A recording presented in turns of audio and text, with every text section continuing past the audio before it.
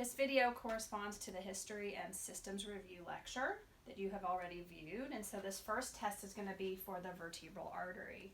Remember, this is a screening test, and screening tests really have not shown validity or reliability in terms of being able to predict who's going to have an issue with the vertebral artery, but I want to go through them anyway because they're still pretty widely used by physical therapists and other practitioners. So for the vertebral artery test, your patient is sitting. Okay, this is my patient, Julian. He is my middle child. During this pandemic, I have to be resourceful, and making these videos, I have to use those patients that I have available. So you're going to become familiar with my kids throughout all of these videos in this learning experience. Hopefully they will behave. If not, ideally, they're in trouble.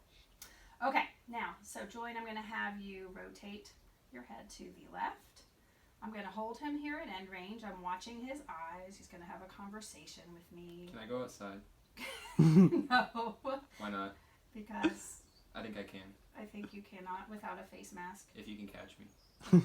My legs are longer than yours. Yeah, okay, great. So what I'm looking for and watching his eyes is for nystagmus and making sure that he can still carry on a conversation with me. And then I bring him back to neutral, and I stay here for 10 seconds. We're doing the same thing. I'm making sure, again, nystagmus would be this kind of uncontrolled movement side to side of his eyes. And ideally, he would be having a conversation with me. What about now? Can I go outside now? Okay, now I would like for you to turn your head to the right. Good. And I want you to hold it. All right, what if I don't want to go outside? You don't know what you do when your patient is a smarty pants. But nevertheless, you keep your eyes on me, and I'm watching, and no signs of... If you blink first, I can go outside. Stop. Okay. Clearly, his vertebral artery test was negative because he was still able to speak and be a smartass. Okay.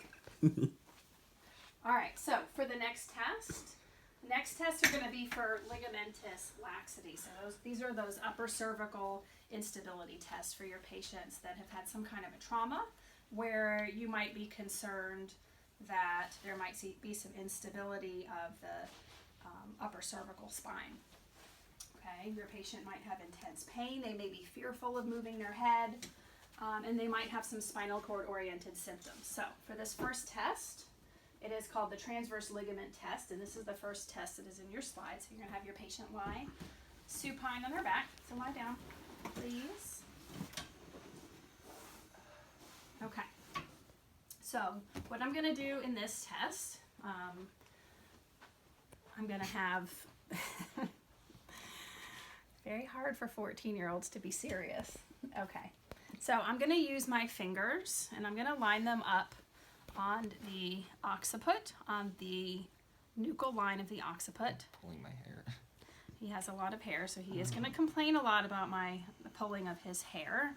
Okay, so if you can get under here and show them how I have my fingers. That's probably good. Okay, good. Okay, and so what I'm going to do here is I am going to lift up anteriorly from a posterior to anterior direction of the occiput, because when I move the occiput, the atlas, or C1, goes with the occiput, okay? So I'm looking to make sure there isn't an excessive amount of translation.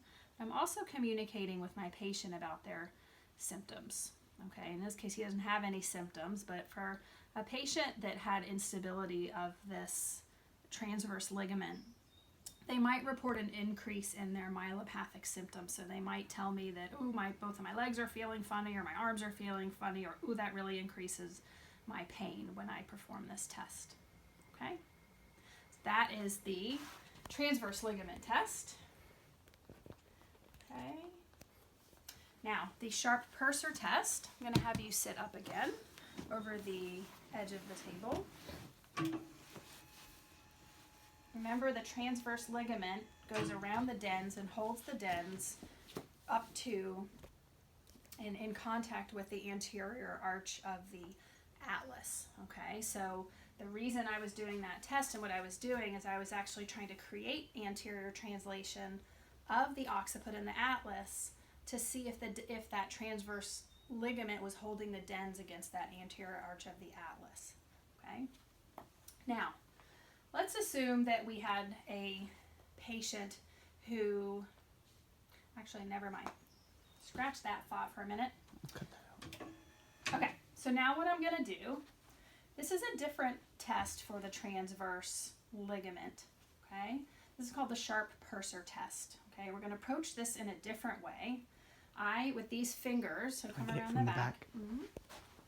Okay, I'm going to palpate for his C2 spinous process. Now, remember, to find the C2 spinous process, I'm going to palpate his occiput, and as I move down inferiorly, the first spinous process that I feel is going to be C2. Remember, C1 doesn't have a spinous process. And then I'm going to take my thumb and my index finger, and I am going to pinch, essentially, or put my thumb on one side and my index finger on the other side of the C2 spinous process. With my other hand, okay, I am going to flex his neck about 20 degrees. Okay, now come back over here. Okay, and what I'm going to do while I'm maintaining contact with the spinous process of C2 is with my hand on his forehead, I am going to create a posterior translation this way of his occiput and C1, because remember C1 travels with the occiput in an anterior to posterior direction. What I should feel if that transverse ligament is intact is as I provide this anterior to posterior force, I should feel the spinous process of C2 and really the whole C2 vertebra move posteriorly into my fingers. Okay? Now, that's what should happen if the ligament is intact.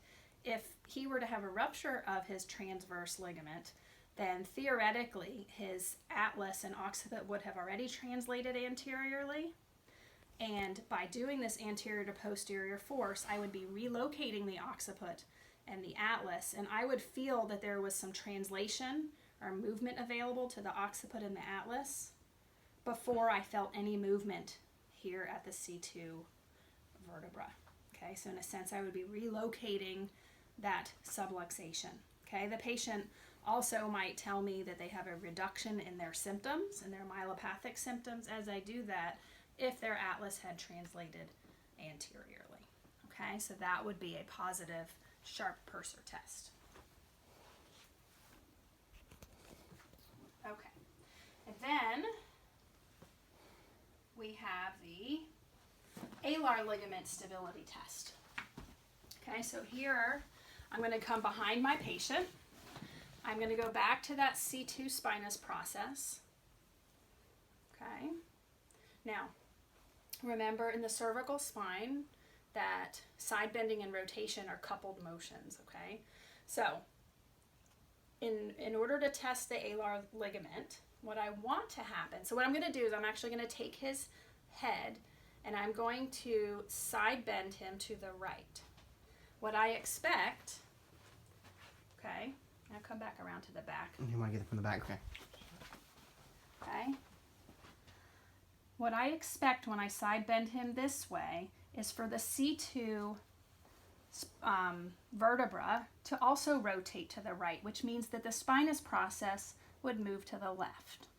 Okay, so what I want to feel as I'm pinching the spinous process as I side bend this way, I want to feel the spinous process move to the left, and I do. And that tells me that his alar ligaments are intact. And I'm going to check the other side. So remember, you have one going to each side.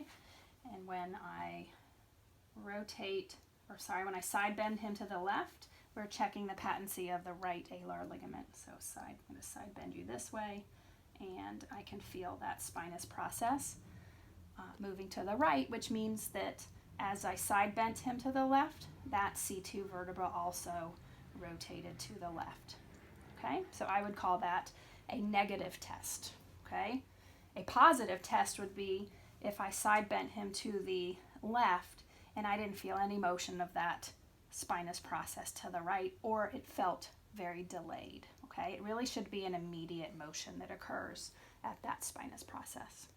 Okay, So those are your tests for the upper cervical spine.